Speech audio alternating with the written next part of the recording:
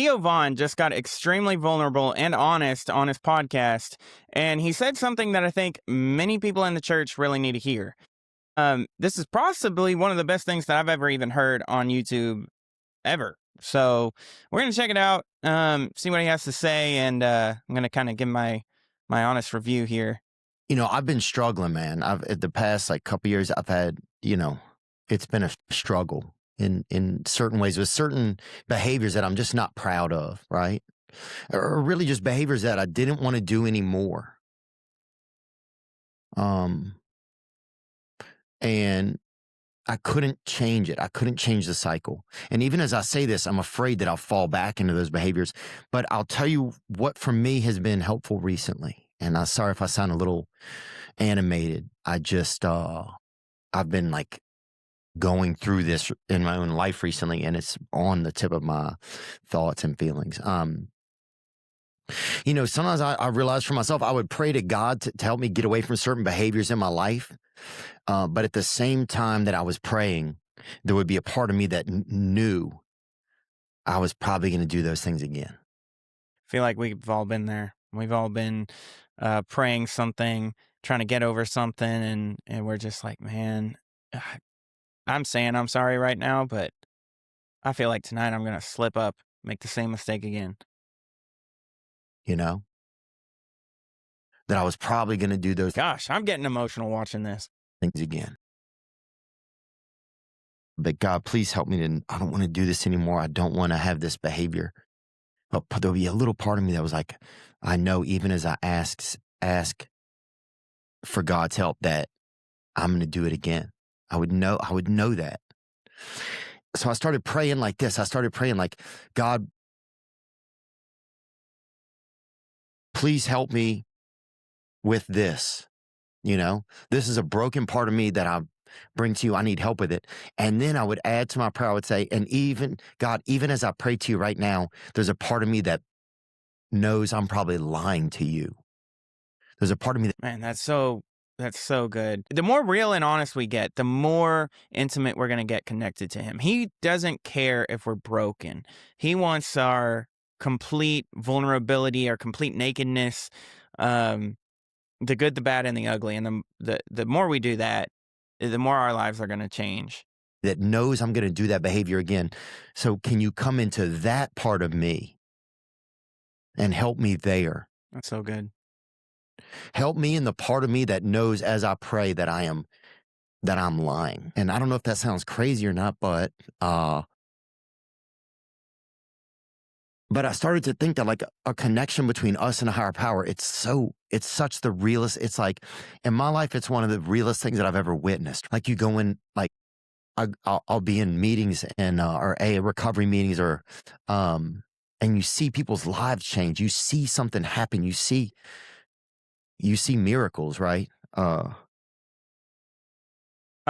quick, one thing I do want to say, Theo Vons, he's not a Christian podcaster. He's a secular podcaster. And so we shouldn't expect him to get everything right. He says, a higher power. And I just want to say this real quick. So there are many higher powers, right? There's the Bible says that there's gods, little g gods, but the God that we worship, Jesus Christ and God the Father, the Christian biblical God, he is the one true God overall. These all the lesser g gods, the demons and things like that, people look to them as a higher power, but they are going to let you down every single time. And they are evil and they're corrupt, and they desire things for themselves. They desire worship for themselves. God the Father, he wants you to worship him because he wants a relationship with you.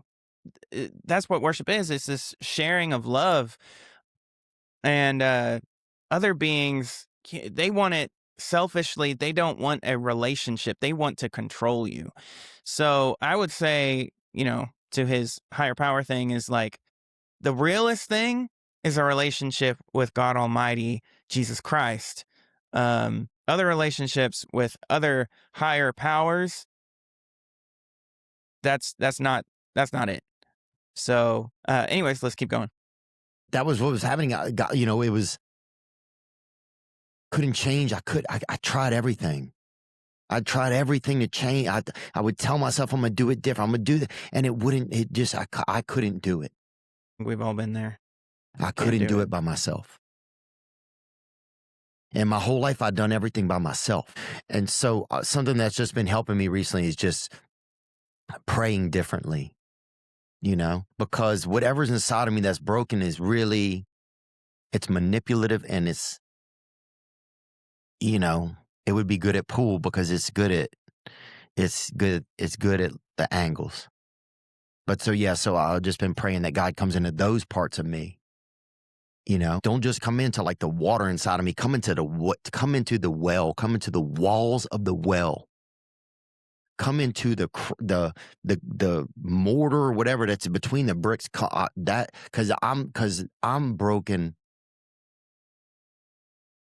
Because I'm broken all the way there.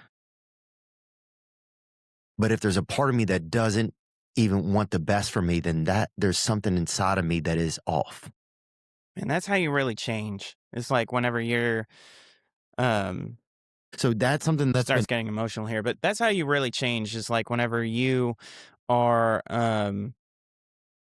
like, man, I'm completely broken. Like there's no good part of me here.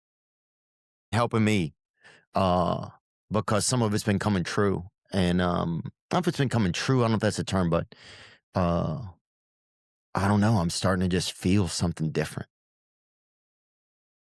And then I was looking on this Bible, and there's a story called John 5, and it's about a guy who's at these pools. And some people follow the Bible, some people don't. That's fine. This is just a story that I'm reciting here. Um, and Jesus is at the pools, and it's in Bethesda, and they're like, there's a sick man there, and he's been sick for a long time. And Jesus asks him, "Do you want to be healed?" This is a biblical passage that a lot of people get really confused by, because like he just said, like Jesus says, "Do you want to be healed?" It's like, well, of course. Like, why wouldn't you want to be healed? Um, just listen to what he says. Yes. Do you want to be healed? And that's a crazy question because, if I get healed, then I'm different. If somebody gets,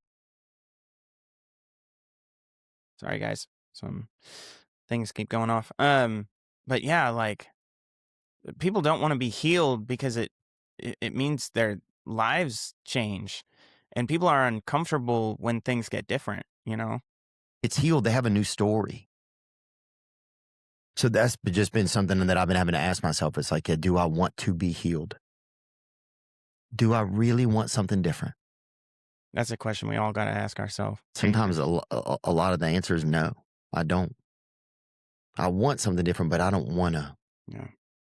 I don't know if I'm scared of it. I don't know what I am. It's hard for me. Some of this stuff's a little bit hard for me to say. I think I don't even know why. But I think I want a new story. Can't tell, but I think he's crying. So, I mean, I've already cried watching this. My story in my life, and I'm sorry to make this about me kind of, but I'm just trying to share, like, but you can see how when I was growing up, like, getting. my mom, something was wrong with her. I love my mother, but she didn't connect with me. She didn't like look at me, and she didn't, she wouldn't hold me that much, and she didn't look, she wouldn't look me in the eyes, right? And He's looking back at his, childhood trauma. Despite whatever your life looked like as a kid, like, and how great your parents are, there's always things that get broken in your childhood. We just live in a broken, fallen world. But whenever we look back at those things, we can really learn a lot about ourselves and mature in a lot of ways, because we see like, oh, man, that's how I got broken. And that's why I'm feeling this way. That's why I hurt. That's why there's pain here.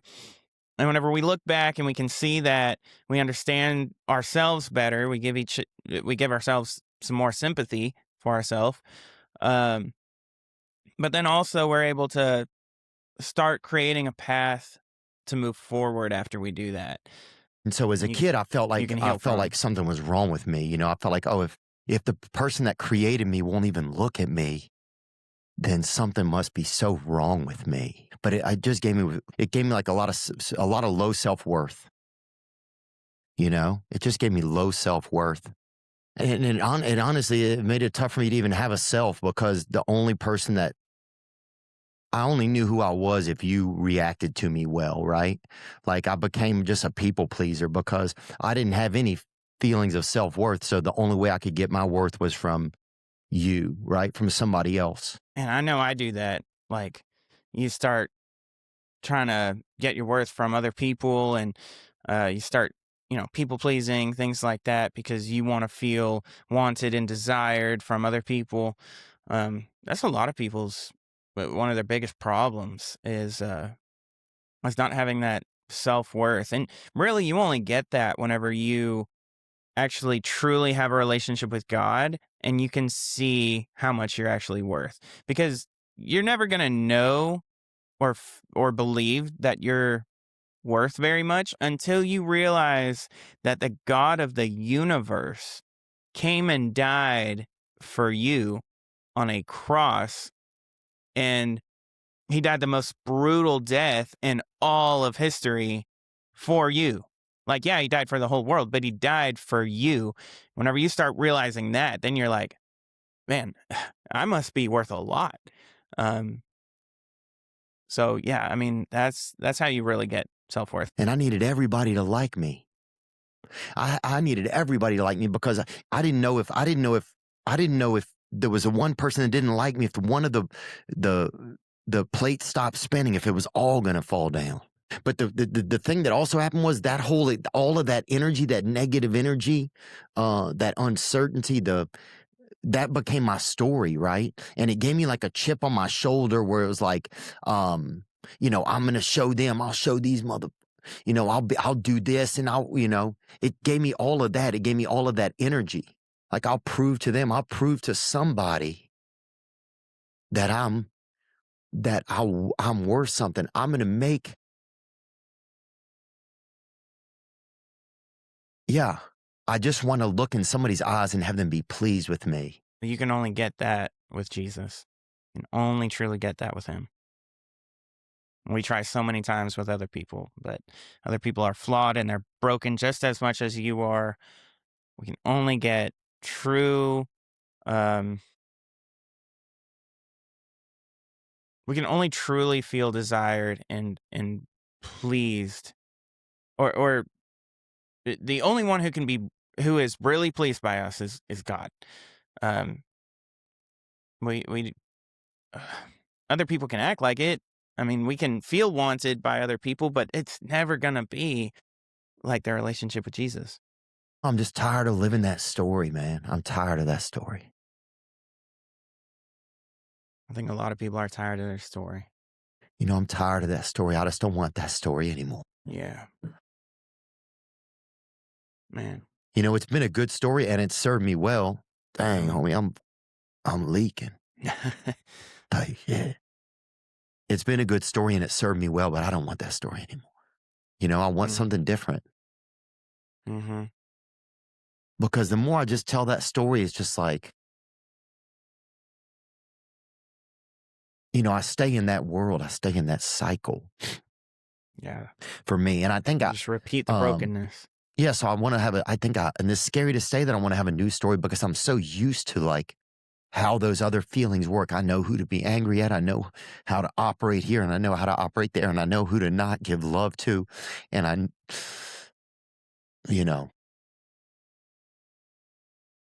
That's just like the man at Bethesda. I know how to He make was like talking love about. like very conditional. I know how to like do all of these. I know how to navigate to get this vehicle down the street, you know? Um, but I think I want a new story, dude. And it's crazy for me to even say that. But yeah, I think I want a new story. And so that's one thing that I'm asking God for. Yeah, I'm asking God for a new story, right? I'm asking God for the next part of me. Yeah. Yeah, because really only God can do that. Only God can give you a new story. He's the one who made you, put you into this world. He's the only one who can rewrite it. And it's not going to be rewritten. You're not going to get a new story until you give your life to Christ. So, man, if you're watching this and you've never given your life to Jesus, I pray you do. It is the best decision you will ever make. But like he said, um, you have to decide if you want to be healed. You know, and even once you give your life to Jesus, even whenever you become a Christian, um, there's still things in your life that you're going to have to decide if you want to be healed from it. Because you can be a Christian and hang on to, I don't know, lust or whatever, um, or your pain, and you may not want to leave it. Uh, but you're going to have to make that decision. Um, do you want to be healed? Do you want to be healed? I love that video, man, because there's a lot of people in the church. One thing I've learned from being in ministry in a church is there's a lot of people that don't get honest and don't get vulnerable. We're scared to, um, and especially whenever you are, if you're someone who works in ministry, I'm talking specifically to those types of people right now. If you're someone who works there and you're not being honest and you're not getting vulnerable, you might have heard my dog. Sorry. Um, man, then that's just that's not good. God wants us to be honest and vulnerable. We have to do that in the church too. Church leaders have to do that. And you might not be able to do that to everybody, but find you someone that you can get honest and vulnerable and real with, and do that to your very best ability. Even with just the public, do that to your very best ability. You know, Satan loves it whenever we're in the dark, when we keep things in the secret. Um, because he loves to eat at you and he'll keep you there. But whenever we bring things to the light, that's whenever things start to change. So, man, just think about that. Do you want to be healed? Do you want to be healed? Do you really want to be? That's where I'm going to leave you with. So, anyways, but yeah, if you enjoyed this video, please leave a like, share, and subscribe. Do all the things. Really helps the channel out. I'd really appreciate it. And yeah, I'll see you on the next video. Peace.